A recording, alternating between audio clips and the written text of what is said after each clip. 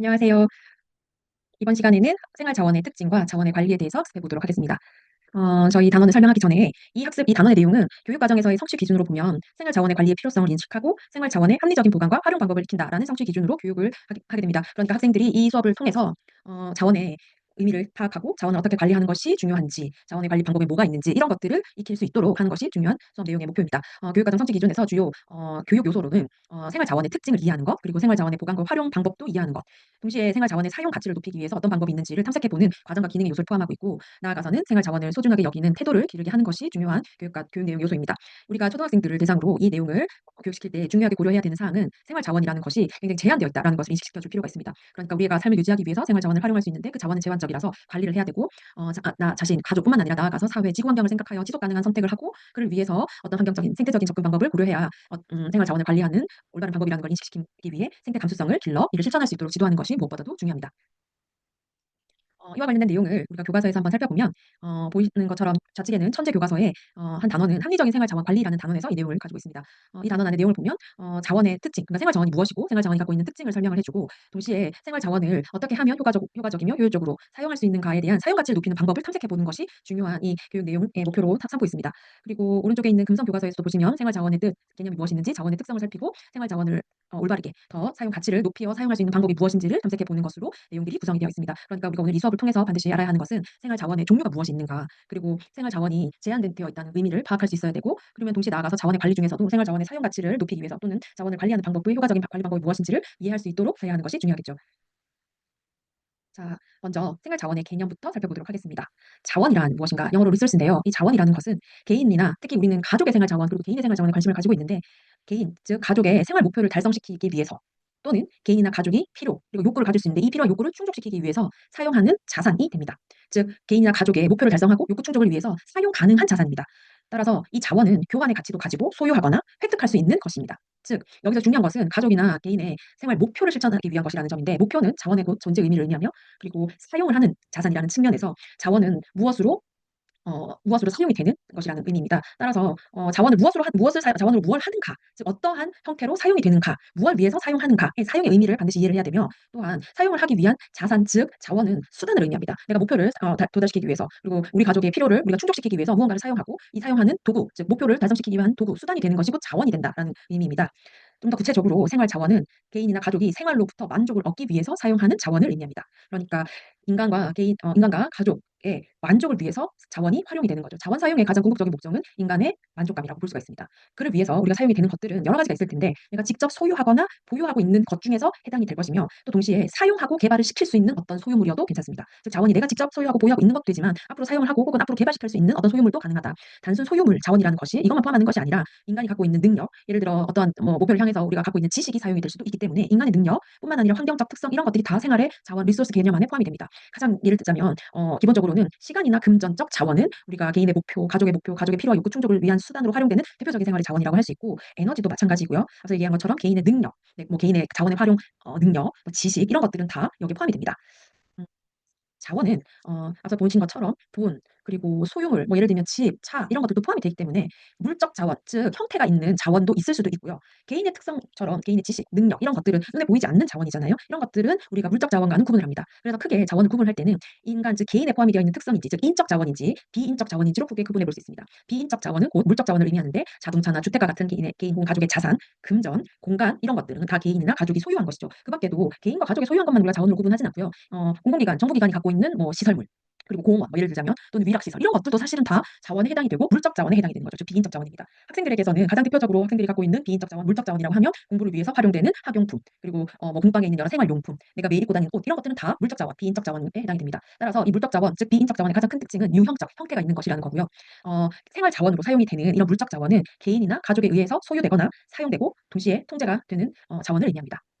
인적인 자원은 이 비인적 자원에 반해 개인의 특성과 속성을 의미합니다. 그러니까 사람마다 갖고 있는 고유한 것이 곧 인적 자원에 해당이 됩니다. 이 인적 자원도 개인적 수준의 자원도 있고 다른 사람과의 관계를 생각하는 자원도 있습니다. 즉 인적 자원에서 개인적 차원의 자원은 개인이 갖고 있는 학력, 지능, 뭐 흥미, 나의 인성, 기술, 창의력, 지각력 이런 것들은 개인의 특성이잖아요. 이런 개인의 특성적 자원도 있고, 개인의 특성 중에서 대인적 자원, 다른 사람과의 관계 속에서 우리가 생각해 볼 수 있는 자원으로서 협동감, 뭐 친밀감, 의사소통 능력 이런 것들은 개인이 갖고 있는 자원 중에서도 개인적 수준과는 차이가 있는 대인적 수준 차원의 자원이죠. 동시에 시간 자원도 용도도 물적 자원은 아닌 비인적 자원, 인적 자원인 안에 포함이 됩니다. 즉 물적 자원이 아닌 거죠. 그래서 인적 자원 안에 시간이 가장 대표적인 자원으로 우리가 볼 수 있습니다. 개인이 갖고 있는 자원인 거죠. 음.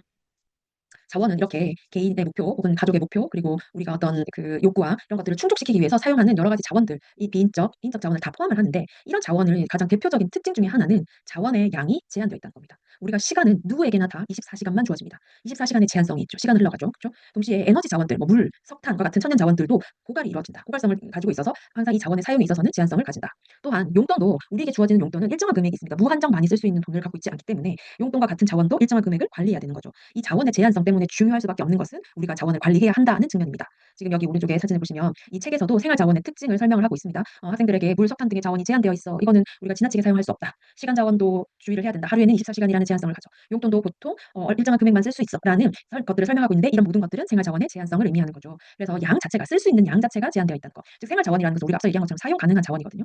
반드시 사용 가능성을 확인해야 됩니다. 자원 사용 가능성이라는 것은 자원이 필요한데 그걸 사용할 수 있는지를 먼저 확인합니다. 내가 돈이 지금 필요한데 돈 자체가 내가 쓸 수 있는 돈이 있는지 쓸 수 있는 돈이 있어야 생활 자원으로서 의미를 가지겠죠. 그런데 분명히 제한되어 있기 때문에 어느 정도의 양으로 내가 지금 이 자원을 사용을 함으로 인해서 생활의 만족 혹은 개인의 만족을 얻고자 하는데 그 만족이 이루어질 수 있는가를 고려해 봐야 됩니다. 내가 사용 가능하지만 사용 가능한 양이 너무 적다던가 혹은 너무 많을 때 무한정 쓸 수 있는가 이런 것들은 좀 우리가 고려해 봐야 되는 요소가 되는 거죠. 그러니까 자원 관리의 핵심은 자원이 제한적이라는 점 그리고 이 자원을 제한성 때문에 사용 가능한 자원이 얼마만큼 있는지를 반드시 우리가 파악을 해봐야 한다는 것이죠. 즉 자원은 관리되어야 합니다. 자원의 관리는 각 자원의 사용 가능성을 먼저 확인하고 앞서 얘기한 것처럼 자원은 사용 가능한 수단이기 때문에 자원의 사용 가능성을 확인하고 그를 통해 내가 수행하고자 하는 과업이 무엇인지를 확인하고 그 과업을 수행하고 문제를 해결하고 욕구를 충족시키고자 하는 목표에 맞게 자원을 배분하고 사용하는 것인데 이때 배분하고 사용할 때는 반드시 필요량만큼을 배분하고 사용하는 것이 자원의 관리입니다. 다시 말해서 자원의 관리는 각 자원의 사용 가능성을 확인하고 내 과업 수행 문제 해결 욕구 충족을 위해서 자원을 배분하고 필요한 양만큼 배분하고 사용하는 것이다라는 겁니다. 즉 자원을 관리한다는 것은 굉장히 중요한 목적 자체가 자원의 양을 최소화시키고 좀 자원을 무한정 투입하는 것이 아니라 투입하는 자원의 양은 극소화하면서 작게 들어가면서 자원을 투입해서 얻고자 하는 결과물로서 인간의 만족을 극대화시키고 그를 위해서 자원을 적절하게 배분하는 것이 자원 관리의 가장 중요한 목표입니다. 다시 자원을 관리를 한다는 것은 투입한 자원을 적절하게 배분을 하여 즉 최소한의 양으로 적절하게 배분하여 만족을 극대화시키기 위해서 우리가 자원을 관리한다라고 보면 됩니다. 자원의 관리에는 일련의 과정을 우리가 따르는데요. 즉 일련의 프로세스는 먼저는 자원을 관리하기 이전에 내가 자원이 왜 필요한지 등에 대한 자원에 대한 요구도를 우리가 파악을 해야 됩니다. 자원이라는 거, 생활 자원이라는 것도 앞서 얘기한 것처럼 개인이나 가족의 중요한 욕구나 필요를 충족시키기 위해서 우리가 쓰는 거잖아요. 그러니까 자원에 대한 요구도를 일단 먼저 분석하고 어떻게 자원을 사용할 것인지 기준을 설정을 합니다. 이 과정은 계획에 해당이 됩니다. 자원의 요구도를 분석하고 자원을 어떻게 쓸지 기준을 설정하는 것뿐만 아니라 여러 대안 중에서도 가장 합리적이고 효율적인 대안을 투입하기 위해서 먼저 선택하는 일련의 과정이 다 모두 다 계획인데요. 이 계획 과정을 통해 우리가 자원을 구분하고 합리적으로 효율적으로 선택하기 위해서 사용의 기준을 세우고 그리고 그중에서 대안을 선택을 하고 그 다음에 이 선택된 자원을 투입을 합니다. 즉 수행을 하게 되는 거죠. 이는 우리는 생활의 입장에서는 생활 자원을 사용을 하는 거죠. 사용하기 전 단계까지는 계획 그리고 나서 실제로 투입 수행 즉 사용을 하고 나면 산출물이 있는데 그 산출물은 우리가 얻게 되는 결과입니다. 이 결과 즉 산출물에서 대해서는 반드시 우리가 만족도를 평가를 하는 거예요. 예를 들어 우리가 학생이니까 공부를 열심히 해야 해서 다음 학기 성적을 잘 받아야겠어. 초등학생도 이번 학기 열심히 하여 그러니까 공부의 성적을 높여야겠어. 그러기 위해서 하루의 생활 시간을 어떻게 쓸지를 좀 생각을 해보자라는 측면에서 여유 시간을 조금이라도 더 늘려서 공부 시간을 확보하려고 한다. 즉 시간 자원을 어떻게 쓸지에 대한 요구를 분석한 거잖아요. 목표가 있었고 그 목표를 학업 성취의 수준을 높이고자 하는 그 목표가 있었고 그를 위해서 자원 사용의 기준을 시간 자원 즉 여유 시간을 줄이고 공부하는 시간의 자원을 더 많이 투입을 하겠다라고 한 거죠. 이렇게 할 수 있는 건 여유 시간을 줄이고라는 거. 그래서 이런 여러 대안이 있을 텐데 시간 자원을 선택을 했고요. 예를 들면 학업 성취도를 높이기 위해서는 다른 학원을 다닐 수도 있고 다른 선생님을 통해서 내가 할 수도 있고 혹은 방식은 여러 가지가 있을 수도 있죠. 그런 걸 하기 위해서 학업 성취를 높이기 위해서 먼저 건강을 살펴봐야겠어. 그래서 운동 시간 늘려야겠어. 이런 것도 있을 수 있는데 지금 여가 시간을 줄이고 공부하는 시간 자체를 늘려야겠어라는 여러 가지 대안들 중에서 가장 합리적이고 효율적인 대안을 먼저 선택하는 여기까지 계획을 만든 거죠. 그런 다음에 우리가 실제로 그렇게 여가 시간을 매일 1시간씩 줄이고 1시간의 공부량을 늘리는 공부 시간 늘리는 것을 수행을 하게 됩니다. 그런 결과 한 달을 사용하고 학업 성취도 평가를 해봤더니 이게 바로 산출물이 될 수 있겠죠. 이 산출물에 대한 결과를 확인해 봤더니 성적이 한 달 전보다 이런 시간 관리를 통해서 성적이 한 5점 정도 평균 점수가 높아졌다라고 하면 그 결과에 대해서 만족도를 평가를 해봤더니 훨씬 더 만족스럽다. 5점 정도면 충분히 만족스럽다. 두 번째 달에도 똑같이 여유 시간 1시간 줄이고 학업 시간을 1시간 늘려야겠어라는 이 피드백 과정을 거칠 수 있다라는 거죠. 그러니까 계획을 하고 자원을 활용하는 즉 사용하고 그로부터 산출되는 산출물 결과물에 대해서 평가하고 다시 이 평가를 반영하는 피드백 과정을 거치는 것이 자원 관리의 프로세스 즉 과정을 의미합니다. 네, 계획, 투입, 피드백 이렇게 되겠죠. 그렇죠? 자, 그렇다면 우리가 자원을 투입을 하여 사용을 하는 즉 사용 과정에 있어서 중요하게 생각하는 가치, 사용 가치. 영어로는 use value라고 하는데 use value라고 얘기하는 것이 뭐냐면 어떤 자원이나 재화가 실제로 사용이 되면서 인간의 욕구를 충족시키는 정도, 즉 이 자원을 사용을 함으로 인해 내가 느끼게 되는 가치를 의미합니다. 사람이 사용을 할 때, 자원을 사용할 때 만족감을 줄 수 있는 자원인가를 생각해 본다는 거거든요. 그러니까 제품이나 서비스 이런 것들을 이렇게 사용을 할 때 충분히 만족감을 줄 수 있는지, 즉 이 자원에 대한 쓸모가 곧 사용 가치를 의미합니다. 사용 가치는 또 자원을 얼마나 효율적이고 의미 있게 활용하는지에 따라 삶의 질을 다르게 평가하게 하기 때문에 삶의 질을 높이고자 할 때 평가하는 중요한 기준이 되기도 합니다. 예를 들어 옷은 우리가 사용 가치 측면에서는 가격이 높다고 하여 단순히 사용의 가치가 높다라고 볼 수는 없습니다. 즉 실제로 인간의 욕구를 충족시키기 위해서 얼마나 쓸모가 있는가가 곧 사용의 가치이기 때문에 단순히 투입한 금액이 높다고 하여 인풋이 높다고 하여 아웃풋이 거기에 원하는 아웃풋, 즉 사용의 결과물이 나타나는 건 아닐 수 있어요. 단순 가격보다 얼마나 자주 입고 상황에 잘 맞게 활용하고 하는 것들이 훨씬 더 사용 가치가 높다라고 얘기할 수 있죠. 시간도 마찬가지입니다. 얼마나 목표 달성에 도움이 되었는지가 곧 시간의 사용 가치로 평가받을 수 있고, 돈도 생활의 만족에 얼마나 기여했는지가 돈의 사용 가치를 우리가 얘기할 수 있다. 돈을 많이 쓴다고 하여 생활의 만족이 항상 높은 것은 아닐 수 있다. 그러니까 얼마만큼 내가 생활의 만족 혹은 삶의 질의 만족을 생각을 했을 때 거기에 기여하는 바가 돈이 얼마나 되는가가 곧 돈의 사용 가치다라는 거죠. 즉 사용의 가치는 자원이 생활에서 얼마나 유용하게 쓰이는지, 그래서 우리의 욕구를 얼마나 잘 충족시키는지에 대한 의미를 포함하고 있습니다. 네, 여기서 제일 중요한 거는 유용하게 쓰여서 욕구를 충족시킨다는 거죠. 요구를 충족을 시키는 정도가 높으면 즉 사용의 가치가 높다 이렇게 얘기할 수 있다는 거죠. 교과서에서 따라서 생활 자원의 사용 가치, 쓸모를 높이는 거예요. 사용 가치를 높일 수 있는 것은 어떻게 하는 것이 좋을까에 대한 고민을 하고 있습니다. 학생들에게도 생활 자원의 사용 가치를 높일 수 있는 여러 방법들을 탐구하고 탐색하도록 우리가 교육을 시키는 내용들이 포함이 되어 있는데요. 생활 자원의 사용 가치를 높일 수 있는 방법을 금성 교과서에서 여기 오른쪽 책에 보시면 실제로 가지고 있는 자원이 무엇인지를 인식한다. 이것도 사용 가치를 높이는 방법 중에 하나입니다. 즉 자원에 앞서 우리가 설명을 했어요. 사용 가능성, 얼마나 어떤 사용 가능한 것이 곧 자원이 되기 때문에 이 자원의 가용성을 먼저 확인을 해야 된다는 거죠. 가용성 있는지도 모르고 넘어가는 것은 생활 자원의 사용 가치를 높일 수가 없는 거라는 말이거든요. 오늘 내가 밥을 맛있게 요리를 해야지라고 생각을 했는데 지금 장을 봐야겠다라고 생각하고 막 장을 봐왔는데 사실 내 그 냉장고 안에는 뭐 이 요리를 할 수 있는 어떤 대체할 만한 식재료들이 막 있었던 거예요. 그럼 우리가 그 대체할 만한 식재료들의 어떤 자원의 가용성을 파악하지 못함으로 인해서 얘가 다시 사용이 되지 못하고 또다시 자원이 들어오게 된 거죠. 그쵸? 네. 그러니까 자원의 사용 가능성부터 먼저 인식을 하는 거, 그리고 낭비 없이 효율적으로 사용하는 거, 가용성 인식이 사실 먼저고 그래야지만 낭비 없이 사용할 수 있을 거잖아요. 즉 이거는 자원의 절약에 대한 문제입니다. 자원의 절약 또 자원의 재활용이에요. 자원을 내가 안 써서 타인에게 뭔가 물려준다던가 나눠 쓴다던가 하는 것은 이 자원을 예를 들면 예를 들자면 옷을 교환하여서 입을 수 있게끔 당근을 했다 가정해볼게요. 이거는 재사용이죠. 네, 내가 사용하지 않더라도 타인에 의해서 사용 기간을 늘리는 것입니다. 그런데 내가 입지 않는 옷을 다시 리폼을 수선을 해가지고 다른 가방으로 만들었어. 이거는 자원의 재활용에 해당이 됩니다. 그렇죠? 다른 형태로 재활용하거나 혹은 자원을 지속적으로 재사용하거나 이것뿐만 아니라 우리가 사용 가치를 높이는 방법이라고 하면 대체로는 재활용, 재사용 이런 것들, 절약 요것만 생각을 하는데 사실은 자원 자체를 잘 관리하는 것도 여기 포함이 됩니다. 잘 관리하면 자원의 사용 기간 자체가 늘어날 수 있습니다. 예를 들면 옷을 적절하게 수선하고 세탁하는 것을 통해 옷이 빨리 헤어지거나 혹은 해지거나 혹은 낡거나 떨어지거나 하는 것들을 방지하고 잘 관리하여 옷을 더 오래 입을 수 있도록 하는 사용 기간을 늘릴 수도 있다라는 거죠. 또 자원 관리 시에 요즘에는 디지털 기기 등을 활용해 볼 수 있습니다. 옷장에 무슨 옷이 있는지를 파악하는 것은 굉장히 어려운데 많은 옷들이 쌓여 있는 경우 더더군다나 그러겠죠. 그런데 특히나 또 어떤 옷들과 어떤 옷을 매칭을 시켜서 입는 것이 그 자원의 사용 활용도를 높일 수 있는데 가용성 자체를 높일 수 있는 거죠. 그렇죠? 근데 이런 것들을 도와주는 요즘에 서비스들도 많이 있어요. 그래서 내 옷들을 디지털 앱에 다 저장을 해서 그 안에서 매칭을 시키고 활용할 수 있도록 뭔가 이런 옷이 있다 이런 것들을 제안해주고 하는 이런 형태들도 디지털 옷장이라고 해서 우리가 활용할 수 있는 방법들도 있습니다. 디지털 가계부 이런 거 대표적이죠. 그렇죠? 자원 관리 시에 디지털 기기를 사용해서 사용 가치를 높이는 방법들도 있을 수 있다. 그중에서도 우리가 앞서 잠깐 언급이 있었는데요. 합리적인 자원의 보관과 관련되는 내용들도 이 생활 자원의 관리에서 굉장히 큰 의미를 가집니다. 자원을 1차적으로는 우리가 사용 가능성을 높이기 위해서 사용 가능성을 인식해야 되는데 자원을 보관을 할 때는 자원이 필요할 때 쉽게 찾을 수 있도록 보관되는 것이 필요합니다. 이것이 바로 자원의 가용성을 높일 수 있는 방법이죠. 그죠? 생활 자원을 또 오래 사용할 수 있다. 합리적인 보관 방법을 통해서 오래 사용할 수 있도록 사용 기간을 확대할 수도 있다는 거예요. 예를 들어 우리가 하나씩 살펴보면 옷이라는 생활 자원도 정리하고 잘 합리적으로 보관하는 것이 필요한데 앞서 언급드린 대로 옷을 관리 즉 세탁을 적절한 방식으로 하여 손상되지 않는 방식으로 우리가 잘 보관하도록 하는 것이 필요하고 생활용품도 분류해서 목록도 작성하고 보관해 두면 어디에 있는지에 따라 잘 다시 찾아서 그 자원을 활용할 수 있겠죠. 그러니까 이 보관 방법도 그렇고 반드시 사용하고 나면 앞서 보관 방법의 의미가 있으려면 제자리에 보관해야 되는 거 요것도 포함이 되겠죠. 식재료도 마찬가지입니다. 식재료의 특성에 맞게 특성을 먼저 파악하고 그리고 특성에 맞게 또 소비 기한에 맞게 보관 온도에 따라 우리가 보관하는 거, 요거 오타가 있네요. 보관하는 것이 중요합니다. 그래야지만 식재료도 오래 사용할 수 있고 자원이 어디에 있는지에 따라서 또 가용성도 높일 수 있고 하는 것들을 생각해 볼 수 있겠죠. 네, 오른쪽에 있는 것이 자원 합리적인 보관을 위해서 옷을 잘 정리해서 보관하는 거, 보관 방법, 온도, 그 식재료의 특성 이런 것들을 고려해서 보관하는 방법, 그리고 아래쪽에는 정리정돈을 생활용품은 잘 정리정돈해서 분류하고 특히나 학생의 학용품도 잘 정리정돈하고 쓰고 나서 제자리에 두고 하는 것들이 지금 중요하게 보관해서 다루어야 할 내용입니다. 자, 마지막으로 생활 자원의 관리 지침으로 몇 가지만 살펴보면요.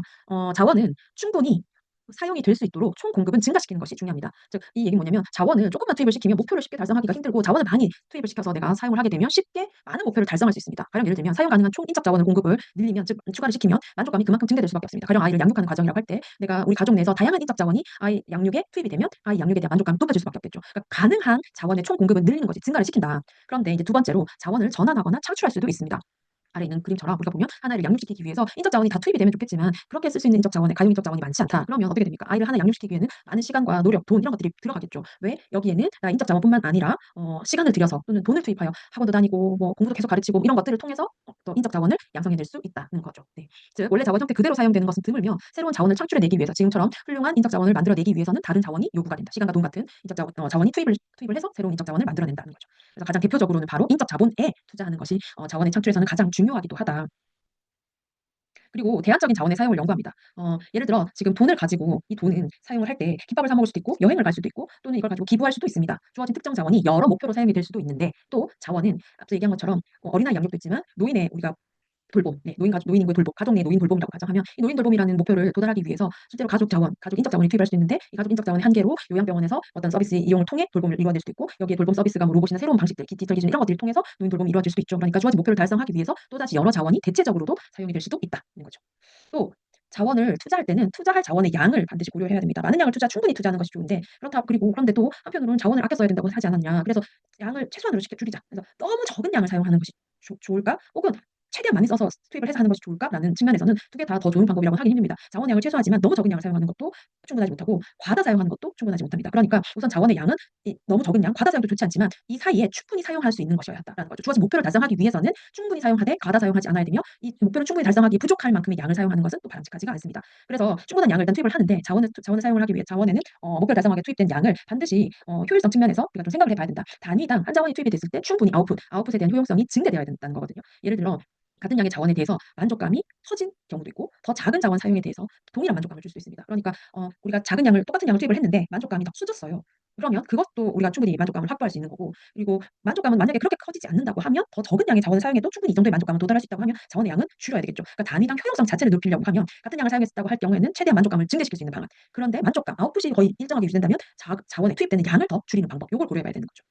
네. 그래서 금전적 자원의 투입 양은 동일한데 우리가 보통 시간적, 인적 자원이 다를 수도 있습니다. 예를 들면 오른쪽에 있는 그림처럼 아래쪽에 있는 그림처럼 우리 옷을 하나 만들어 입는다고 가정을 할 때 사야 되는데 하나는 내가 직접 만들어 입는 거고요. 하나는 온라인 쇼핑몰을 통해서 옷을 하나 구매하는 방식이에요. 실제로 옷을 내가 획득하는 데 있어 들어가는 돈은 비슷하다고 하면 왼쪽에서 만드는 방식은 시간과 인적 자원 투입량이 엄청 많이 들어가고 쇼핑몰에서 사는 것은 훨씬 더 시간과 인적 자원의 투입량은 적어요. 그런데 이 두 가지에 대한 결과물, 내가 만든 것에 대한 결과물과 산 것에 대한 결과물의 만족감이 거의 비슷하다고 하면 당연히 금전적 자원의 투입량도 비슷하고 결과물도 비슷하다고 하면 시간과 인적 자원의 투입량은 적은 것을 더 우선시하는 게 바람직하겠죠. 그런데 나머지 것이 다 동일하다면 결과물에 투입한 결과에 대한 만족감이 훨씬 더 높은 걸 선택하는 것이 맞습니다. 시간이나 인적 자원의 투입량도 비슷하고 금전적 자원도 동일하다고 하면 만들어낸 옷을 통해서 얻는 만족감이 더 크다? 그럼 그걸 선택해야 되는 거죠. 즉 단위당 효용성을 반드시 고려하여 투자할 자원을 우리가 선택을 해야 된다. 또 자원의 선택에 있어서는 균형을 취하는 것이 좋습니다. 만족스러운 생활이라는 것은 여러 가지 요소가 조화를 이룰 때 가능한데 예를 들면 돈은 많지만 여가가 없는 삶 혹은 여유는 있지만 소득이 낮은 삶 두 개가 다 불균형 즉 결핍된 무언가가 있죠. 그래서 보통은 우리가 만족스러운 생활이라고 할 때 자원을 선택한다는 것은 어느 하나라도 여기서 중요한 것은 결핍이 없는 것이 불완전합니다.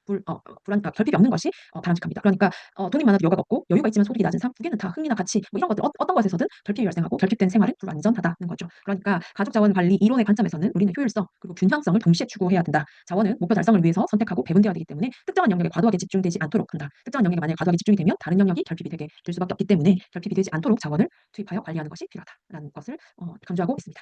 오늘은 여기까지 하도록 하겠습니다.